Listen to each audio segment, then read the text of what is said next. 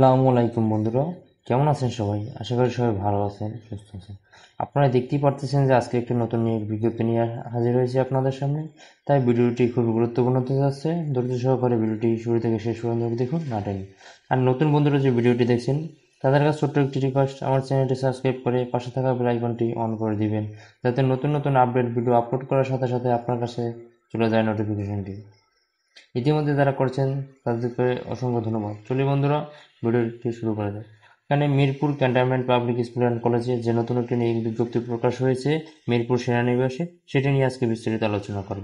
এখানে বন্ধুরা 3টি পদে নিয়োগ প্রকাশ করেছে, একটি শিক্ষকতা পদে এবং ড্রাইভার পদে এবং নিরাপত্তা প্রহরী পদে। তা প্রথমে আমরা আলোচনা করব ক্রমিক নং 1, সহকারী শিক্ষক, তথ্য ও যোগাযোগ প্রযুক্তি, ইংরেজি ভাষণ।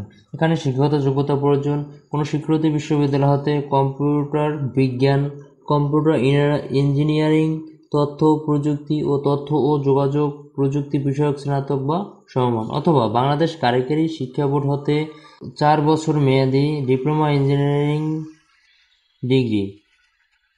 বন্ধুরা, এখানে যদি আপনি ডিপ্লোমাও করে থাকেন তাহলেও আপনি এখানে আবেদন করতে পারবেন।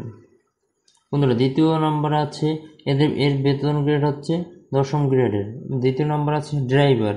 এখানে পদের সংখ্যা আছে একটি। আপনি যদি 8ম শ্রেণীর পাশ করে থাকেন এবং ন্যূনতম 5 বছরের অভিজ্ঞতা থাকে আপনার ড্রাইভিং, আপনি তাহলে আবেদন করতে পারবেন Mirpur cantonment public school and কলেজে, মিরপুর সেনানিবাসে আপনি এই চাকরির জন্য আবেদন করতে পারবেন। এবং নিরাপত্তা প্রহরী যে একজন 8ম শ্রেণী পাস, আপনি যদি 8ম শ্রেণী পাস করে থাকেন এবং অভিজ্ঞতা প্রার্থীকে কোনো শিক্ষাগত যোগ্যতা, আপনার যদি কোনো 8ম শ্রেণীর পাস এবং অভিজ্ঞ যদি আপনার কোনো অভিজ্ঞতা থাকে নিরাপত্তা প্রহরীর এই কাজের ক্ষেত্রে, তাহলে আপনাকে অগ্রাধিকার দেওয়া হবে।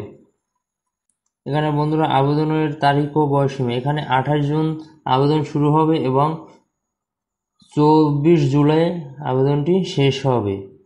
এবং 31/7/2024 তারিখের যাদের বয়স সর্বোচ্চ 30 বছর তারা আবেদন করতে পারবে এবং যোগ্যতা ও অভিজ্ঞ সম্পন্ন প্রার্থীকে অগ্রাধিকার দেওয়া হবে।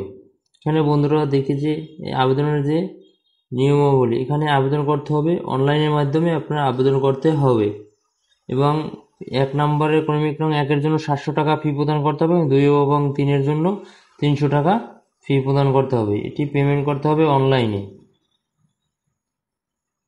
বন্ধুরা, এই ছিল আজকের ভিডিওটি।